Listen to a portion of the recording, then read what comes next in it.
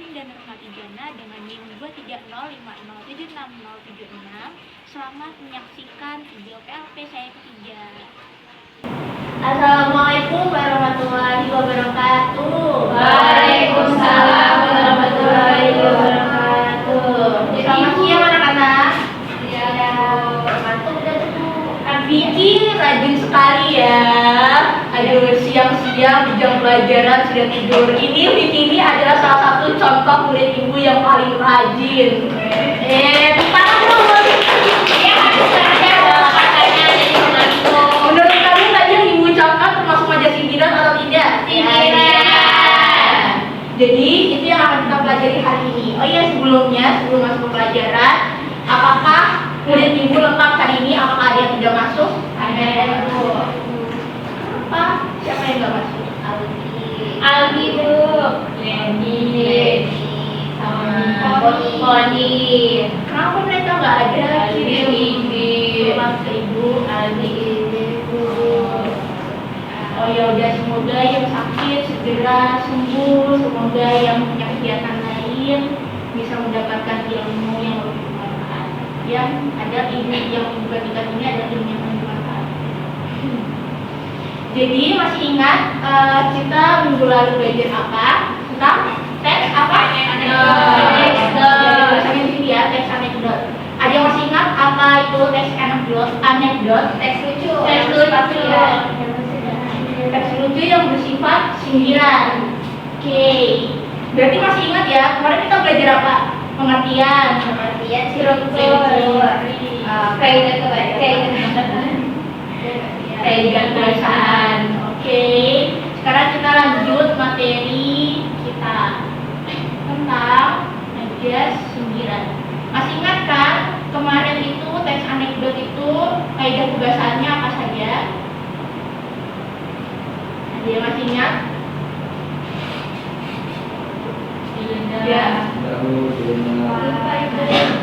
Oke, jadi ada 3 yang utama di teks anekdot. Ada majaz sindiran, ada kata kerja material, dan ada pertanyaan retoris. Nah, yang akan kita pelajari sekarang adalah majaz sindiran.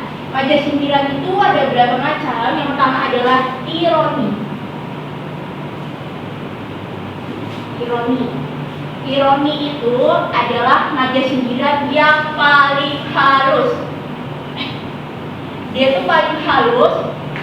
Ciri-cirinya yang paling membedakan di antara majaz sindiran yang lainnya adalah dia itu biasanya menggunakan kata-kata kiasan.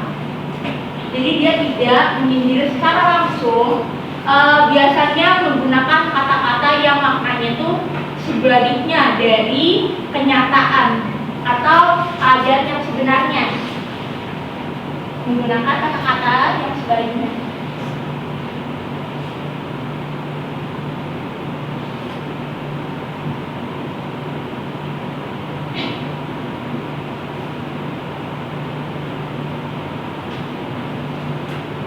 Atau bisa rumusnya itu dari ke kalimat atau kata positif ke negatif. Contohnya, misalnya paling halus itu gimana sih Bu?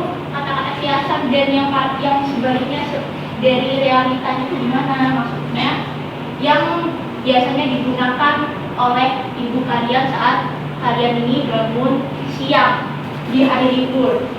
Aduh, anak wedokku rajin sekali, jam 8 sudah bangun. Nah, itu kan termasuk seolah-olah dia itu memuji, menggunakan kata-kata kiasan, menggunakan kata-kata sebaliknya atau secara positif. Padahal kan bangun jam 8 itu termasuk bangun kesiangan atau pagi? Kesiangan ya. Tapi si ibu ini bilang kalau anak leadernya rajin sekali, padahal itu termasuk ciri-ciri orang malas. Ya, betul sekali. Jadi udah paham ya. Selanjutnya adalah sinisme.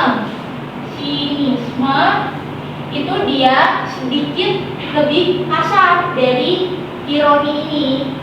Kalau ironi ini dia itu menggunakan kata-kata basi, basa-basi, seperti menggunakan kata-kata sebaliknya atau kata-kata yang seperti memuji padahal punya maksud tersendiri. Nah kalau sinisme ini dia tuh tidak basa-basi, dia tuh langsung menyindir, secara langsung menyindir, tetapi tidak terlalu kasar seperti sarkasme. Misalnya, oh iya ini secara langsung ya. Jadi dia tingkatannya lebih kasar dari si ironi ini, tetapi tidak sekasar sarkasme karena dia tidak menggunakan kata-kata umpatan. Contohnya gimana ibu? Contohnya, misalnya kamu itu orangnya suka umbar janji tapi tidak pernah ditepati.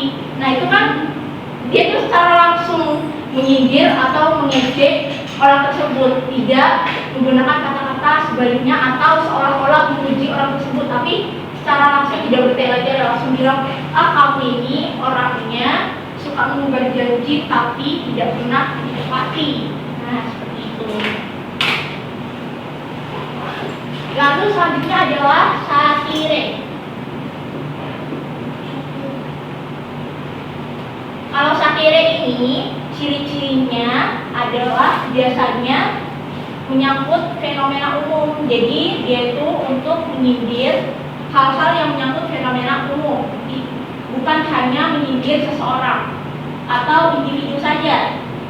Jadi secara sosial, secara lebih luas. Dan dia ini biasanya menggunakan gaya bahasa yang lucunya itu sangat berseni sekali atau sangat kreatif sekali. Gaya bahasa lucunya sangat kreatif sekali. Bentar ya. Sangat kreatif.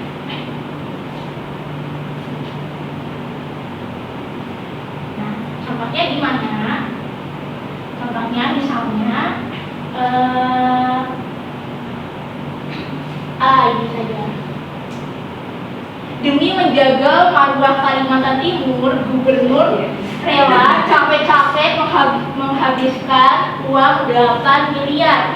Jadi dia itu secara langsung tidak menggunakan kata-kata kiasan, tetapi kasarnya itu ada sedikit lebih unik, lebih absurd dibandingkan sinisme. Kalau sinisme ini kan sekedar pernyataan langsung yang menyindir dan mengejek secara terang.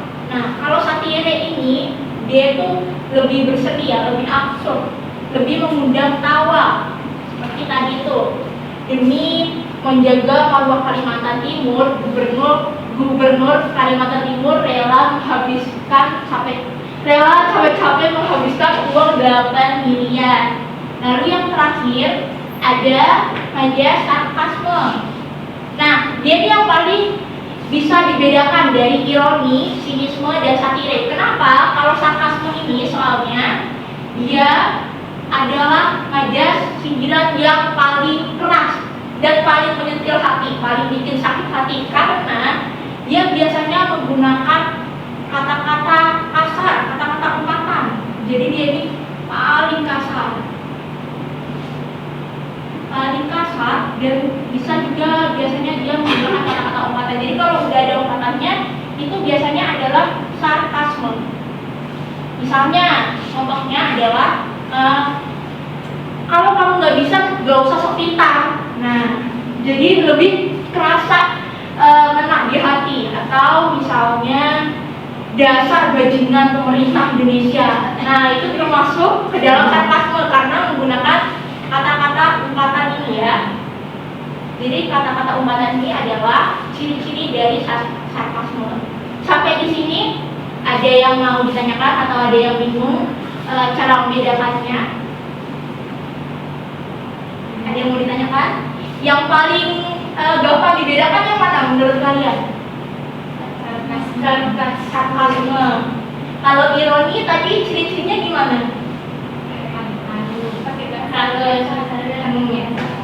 Pakai kata-kata kiasan dan kata-kata yang seolah memuji, kata-kata sebaliknya. Padahal perilakunya itu jelek, tapi seolah-olah dia itu memuji. Ya tadi Vicky, anak ibu yang paling rajin di sekolah. Nah, seperti ini termasuk ke ironi ya, menggunakan kata-kata kiasan, kata-kata sebaliknya. Kalau sinisme tadi bagaimana? Apa bedanya sinisme dengan sarkasme? Siapa yang bisa jawab? Kalau sarkasme tadi cirinya adalah menggunakan umpatan. Terus bedanya sinisme dengan sarkasme apa? Kan dia itu secara langsung juga, sarkasme secara langsung juga. Terus sinisme juga kasar. Bedanya? Betul sekali, Novi, betul sekali. Jadi sarkasme ini dia yang membedakan di antara yang lainnya, termasuk sinismenya adalah penggunaan kata-kata umpatan, dan dia itu yang paling kasar sekali. Kalau sinisme ini secara langsung, tetapi dia masih kasarnya masih termasuk standar ya. Nah, kalau satire tadi untuk fenomena umum, ciri khasnya untuk fenomena umum, dan gaya bahasanya lucu, tetapi dengan olahan kalimat yang lebih kreatif dibandingkan ketiga lainnya dan lebih absurd ya. Selanjutnya ibu akan, sebelum ke tugas, nanti ada tugas ya, sebelum ke tugas ibu ada contoh dari penggunaan teks anekdot yang berkaitan nanti dengan tugas kita. Ini ada dramanya, coba kalian perhatikan baik-baik majas sindiran apa yang digunakan di dalam video tersebut. Awas nanti ibu tanyain dong. Di suatu pagi yang cerah, terdekat Pio, seorang pejabat mendatangi sebuah desa. Mau mana, Pak? Assalamualaikum. Oh, saya ke tempat. Oh, apa itu? Kan ibu seharusnya di dalam gedung. Gak apa-apa, Pak. Saya mau bantu aja. Tapi di sana panas loh, Bu.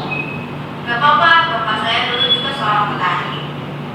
Oh, baik. Ya sudah, Bu.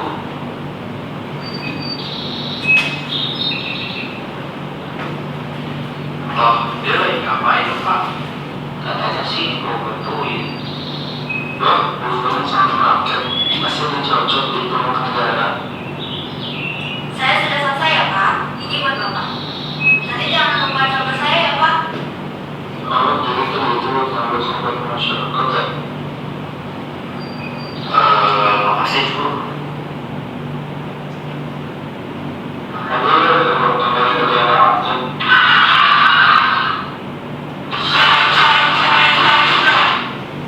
Jelas gak dialognya tadi? Kira-kira di bagian maju sindirannya tadi di bagian mana? Yang pas bagian mana? Jelas gak?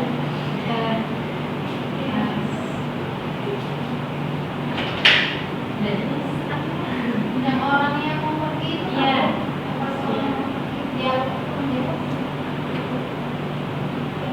dia Dikasih lagi ya. dialog paling terakhir juga nggak terlalu jelas. Iya, tiba-tiba dia langsung bilang. Jadi itu termasuk majas sinisme ya. Jadi dialognya itu sebenarnya tadi itu warganya bilang kan habis ibunya bantuin keluarganya dalam mengelola sampahnya, ibunya bilang jangan lupa coblos saya ya Pak. Nah baru bapak dia bilang, oh jadi tadi itu termasuk pencitraan aja ya Bu. Nah, jadi itu termasuk ke sinisme. Kenapa? Karena dia tidak menggunakan kata-kata kiasan, tidak ada kata-kata kiasan yang seolah-olah memuji. Dia langsung menembak si ibu ini secara langsung, tetapi dia juga tidak menggunakan kata-kata kasar, tidak ada umpatan yang terlalu berlebihan. Jadi yang seperti itu, yang oh jadi tadi itu termasuk pencitraan aja ya Bu. Nah itu termasuk ke dalam sinisme, ya. Jadi kalau misalnya dia secara langsung kasar, tidak ada kata-kata kiasan, tidak ada kata-kata yang seolah memuji atau kata-kata yang sebaliknya, dan juga tidak ada umpatan atau kata-kata yang berkesan terlalu kasar, dan juga mungkin dia adalah majas yang menyindir seseorang, bukanlah termasuk yang fenomena umum ini. Nah, sudah pasti dia sinisme. Oke. Sudah paham? Ada yang mau ditanyakan? Kalau ada yang mau ditanyakan, silakan. Tidak. Sudah paham ya? Jadi langsung saja. Oke, kita mulai tugasnya. bukan tugas ini permainan saja, tapi diambil nilai. Sama sih. Tugas juga ya. Oke, jadi ini juga ada kartu yang menarik buat kalian. Kalian bagi kelompok biar mudah, sesuai dengan saja ya, biar cepat.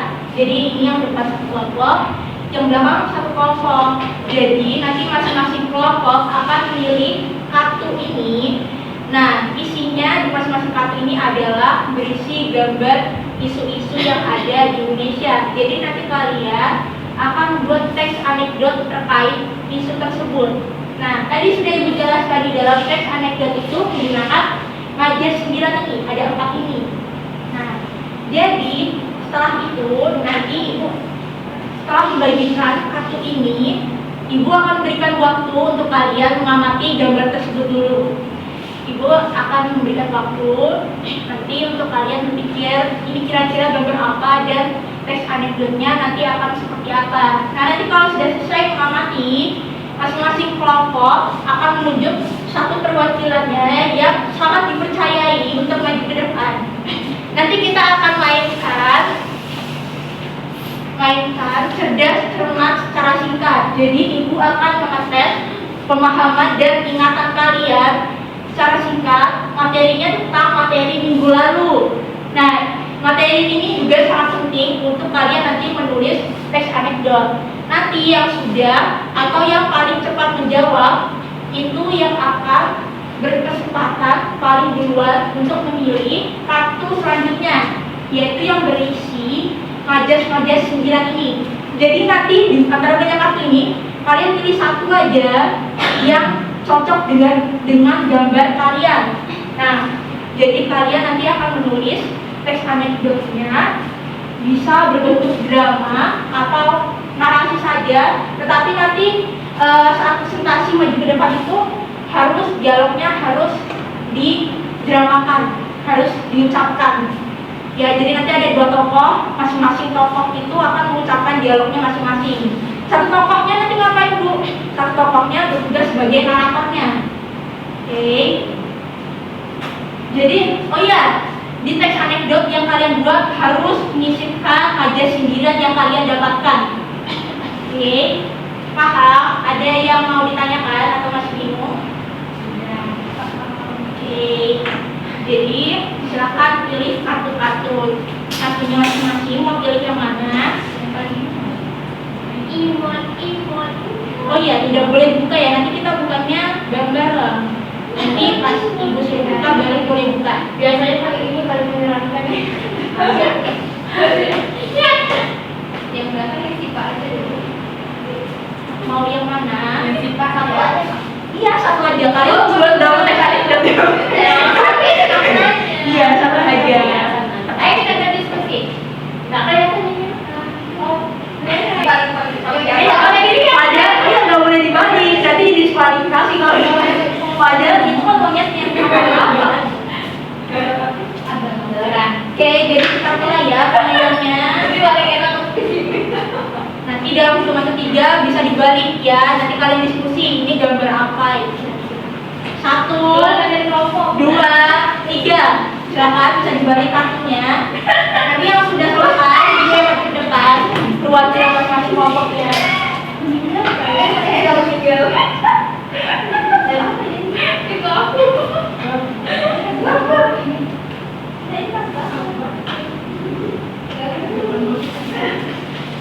Sudah. Setelah itu tunjuk perwakilan kelompoknya satu saja untuk maju ke depan untuk kita bermain di meja ini.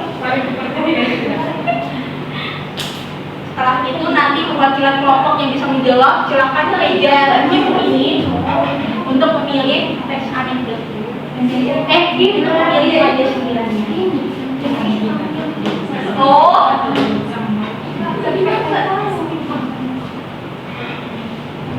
Nggak pernah masak. Tiba-tiba ada PR. Nggak pernah masak itu. Itu orang bukan pernah masak. Iya. Jadi kita dari buat apa dalam ini kan ada di arti pernah masaknya. Jadi bebas terserah.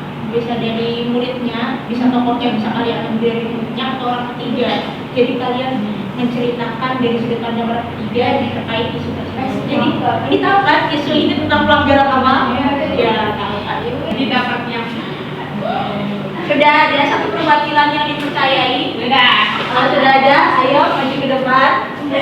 Kita main cerdas cermat. Ini kamu. Kamu ini kan?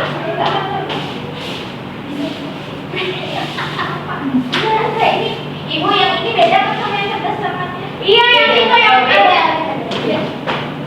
Ini terkait ya. Ini terkait materi kita. Materi kita minggu lalu.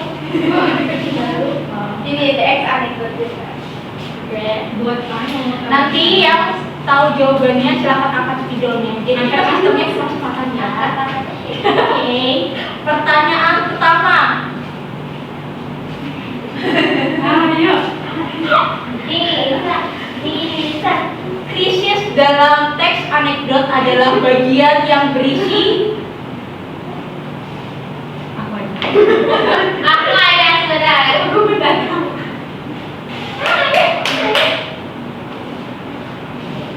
Kalau benar-benar tidak bisa menjawab, bisa bilang pas satu. Pas satu. Berarti ganti pertanyaan ya. Struktur pertama dalam teks anekdot adalah ya, ya betul sekali. Silakan Sofi bisa mengambil majas sindirannya terlebih dahulu, nanti bisa mengambil setelah Sofi ya. Boleh bebas yang cocok dengan isu kalian pastinya. Jadi nanti juga majas sindiran ini nanti kalian sebutkan termasuk jenis apa di antaranya ya. Anak KPD untuk kalian menulis teks. Takut. Ini pas ibu menjelaskan. Ini apa yang judulnya? Menggunakan dua tokoh ya. Jadi nanti yang dua jadi tokohnya, yang satu jadi naratornya.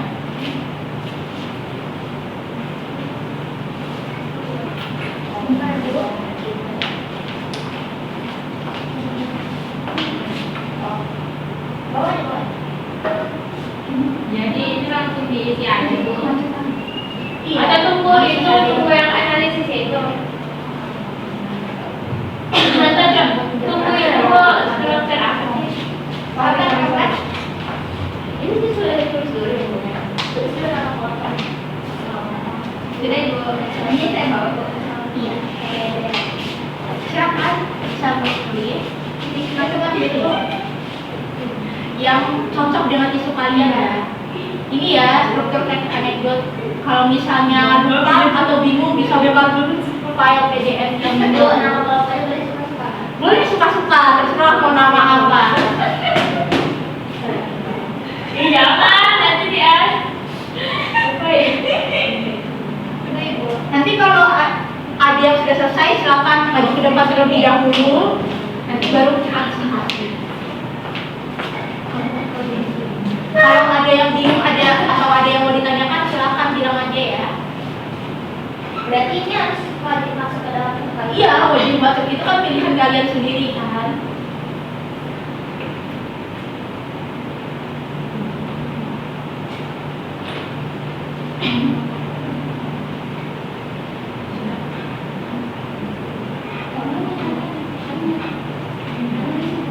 Ini Pak.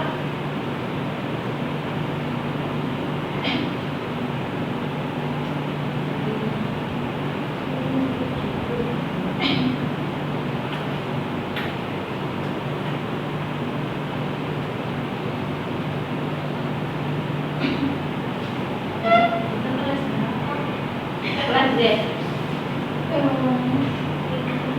Kelas Mufti apa?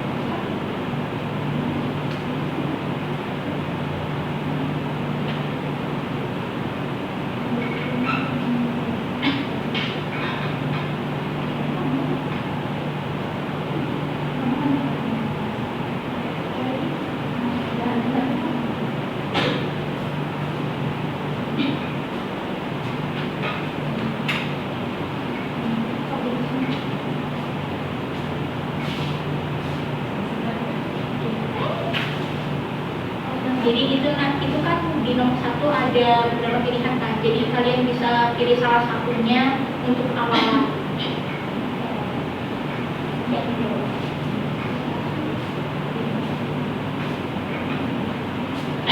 Kelompok kedua.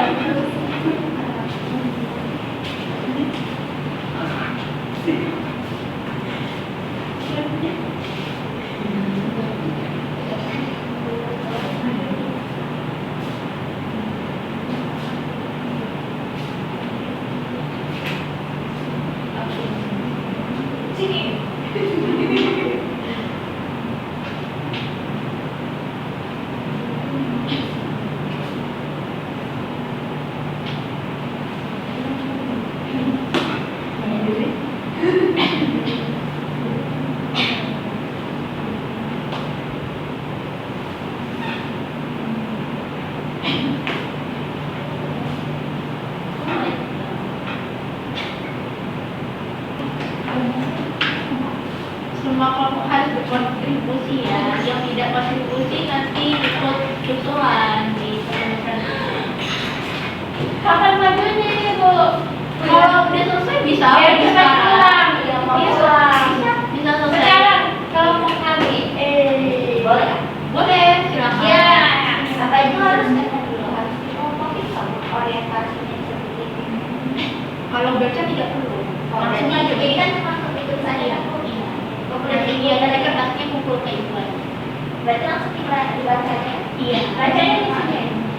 Maju ke depan dong, biar nanti teman-temannya bisa melihat acting kalian yang sangat bagus itu. Harus kayak gitu. Bukan ucapan. Kan dialognya itu diucapkan masing-masing kelompok kan. Naratornya bisa ikut. Kalau temannya tidak bisa nanti narator sama tokohnya bisa menangkap salah satu. Oke. Nah, jadi kami dapat topik ini. Ini tentang kemacetan. Jadi kita kan sering tuh kalau jalan kaki banyak banget tuh orang-orang yang naik motor terus naik ke atas trotoar. Nah, untuk nadasnya kita dapat kalimat jenius, otak dibetis kalian, aku trotoar dan motor. Ini ada 2 tokoh yang kami buat. Ada tokoh Raka dan ada tokoh Dani. Nah, ada satu lagi yaitu pengendara motor, tapi karena pengendara motor itu mungkin akan saya yang bacakan nanti. Saya di sini sebagai narator. Kita mulai aja ya teman-teman. Di sebuah jalan raya yang macet, seorang pejalan kaki bernama Raka sedang berjalan santai di trotoar. Tiba-tiba, sebuah motor melaju cepat tepat di sampingnya hingga hampir menyerempet tasnya. Mas, ini tuh trotoar, bukan jalan motor. Pengendara motor itu, Denny, malah menjawab setengah santai. Jalan raya macet, Mas. Jalan raya macet, Mas.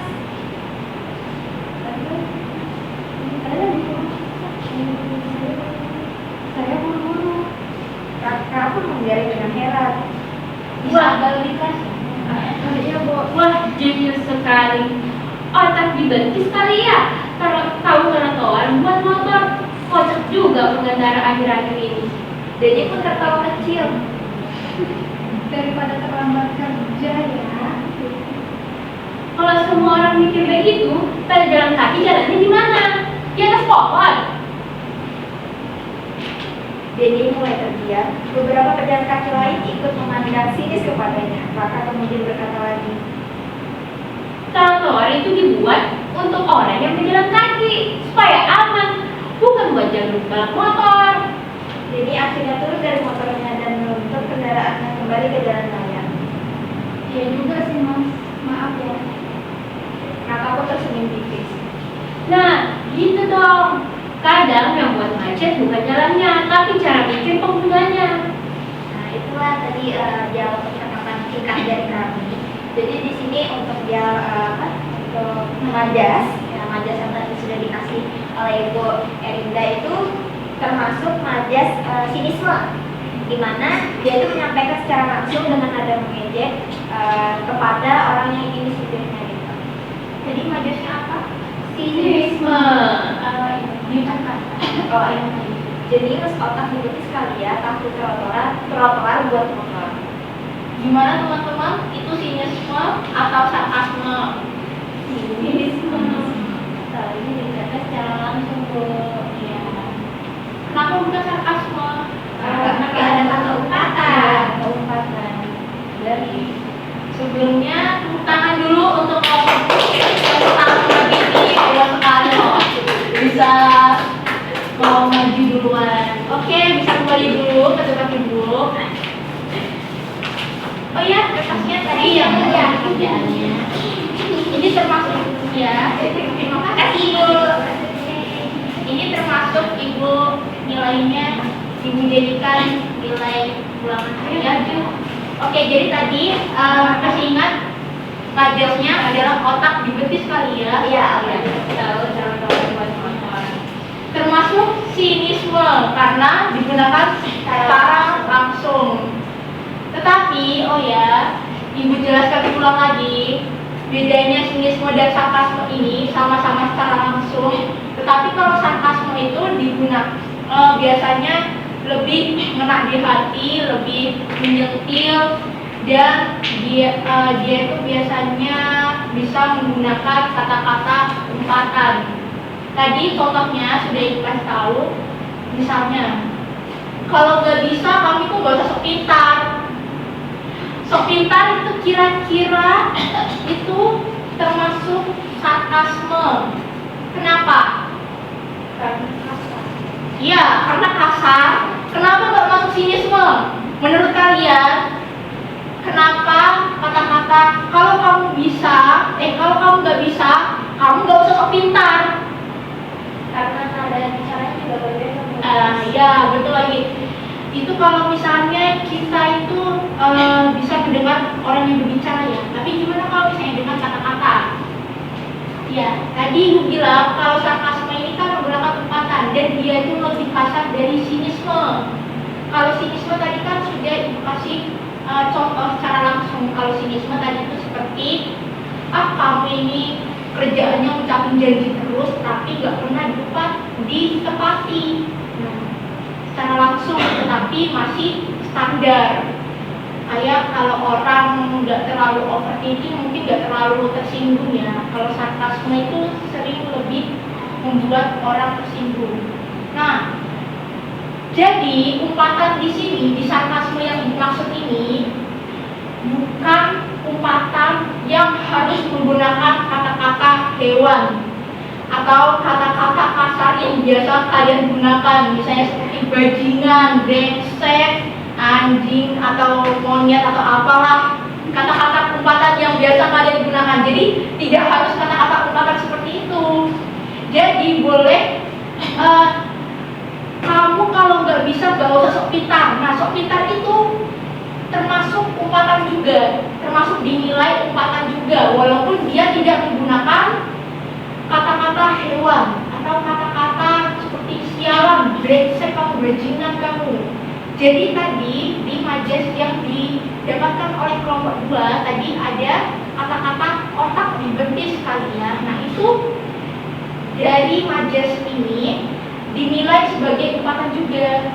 Karena kalau di sinisme itu tidak sampai mengata-ngatai secara fisik, tidak sampai mengata-ngatai orang. Ya tadi kan Ibu bilang contohnya tadi kan ada kalau kamu nggak bisa gak usah sok pintar kamu. Sok pintar kan termasuk mengata-ngatai kan? Itu termasuk sarkasme. Karena tadi juga ada kata-kata seperti otak dibetis kali ya. Nah itu kan termasuk mengata-ngatai orang. Itu termasuk dinilai sebagai umpatan. Jadi lebih klik ke sarkasme dari majas yang didapatkan oleh kelompok 2 tadi dibanding sinisme. Karena kalau dari sinisme ini dia secara langsung tapi tidak mengata-katai secara fisik, tidak menjelekkan orang langsung secara fisik, tidak merendahkan, terlalu merendahkan gitu. Jadi umpatan di sini tuh bukan berarti maksudnya harus anjing monyet ya. Ya. jadi sok cantik, sok pinter, otak dijempol, gak punya otak. Nah itu termasuk ke umpatan. Oke. Kelompok selanjutnya sudah selesai. Oke. Bisa maju sekarang.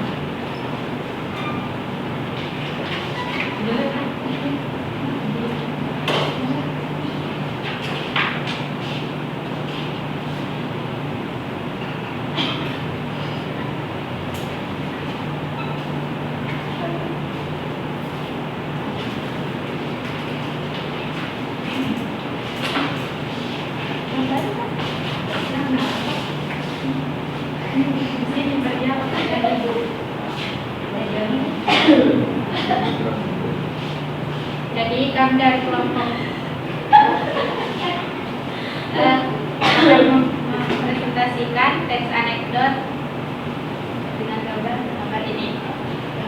Itu kan Ya, HP di balik buku. Itu kan kaliannya. Bukan. Bukan nih. Terus majas yang kami dapat itu kurikulum Merdeka Belajar sama dengan Merdeka saat jam pelajaran. Oke, kita ada di sini.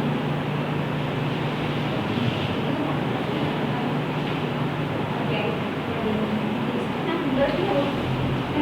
Di sebuah kelas saat pelajaran berlangsung, Bu Lina sedang menjelaskan materi dengan penuh semangat. Suasana kelas terlihat tenang, tetapi di bangku belakang ada dua siswa bernama Dika dan Raffi yang tampak sibuk sendiri.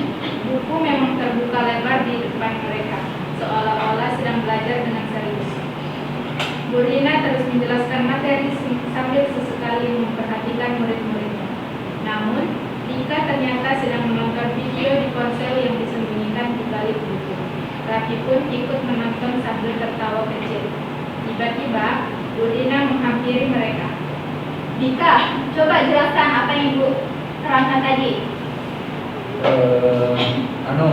Bu, saya sedang menerapkan kurikulum Merdeka Belajar.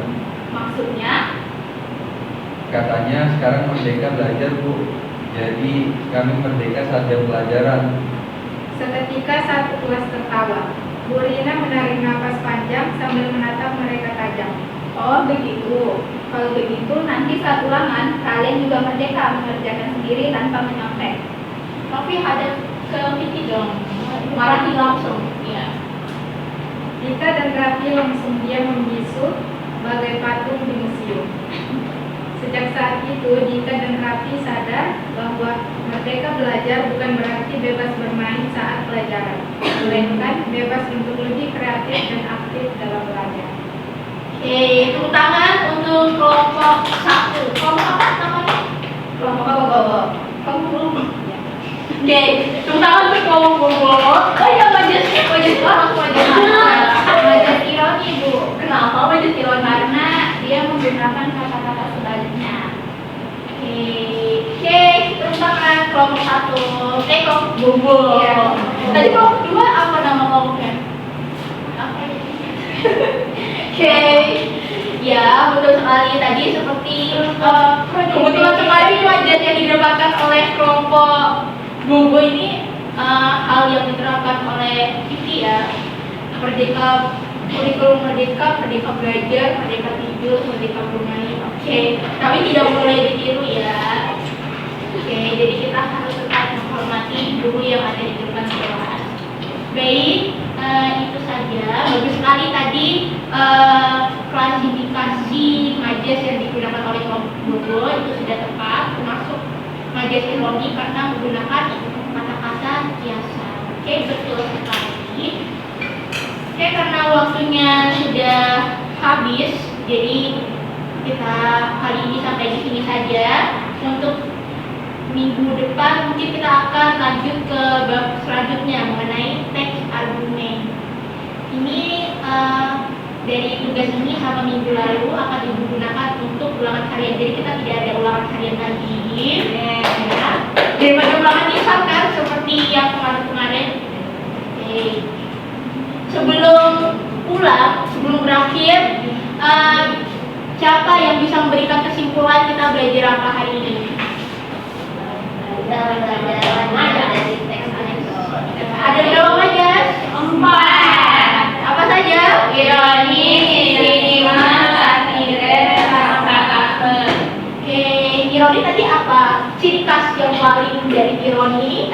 Masyarakat Yayasan. Kalau sinisme tadi Secara langsung diusahakan ya betul sekali. Kalau satire Kayaknya kreatif lucu.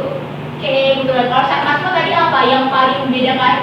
Keuangan. Oke betul sekali. Jadi 4 majas sindiran ini yang biasanya harus ada di teks anekdot. Mungkin sebenarnya di kehidupan sehari-hari kalian biasanya sering mendapatkan majas sindiran apa yang biasanya rasanya paling sering kalian dapatkan di majas sindiran apa? Ironi. Biasanya apa? Bangun siang. Ya, emak kita sendiri memang biasanya yang paling sering identifikasi. Tapi tidak apa-apa, itu sebenarnya bentuk kasih sayang dari beliau. Oke, dan sampai sini saja pertemuan kita. Terima kasih yang sudah hadir dan terima kasih yang sudah belajar dan memperhatikan. Oke, terima kasih. Wassalamualaikum warahmatullahi wabarakatuh. Waalaikumsalam warahmatullahi wabarakatuh. Terima kasih, Ibu.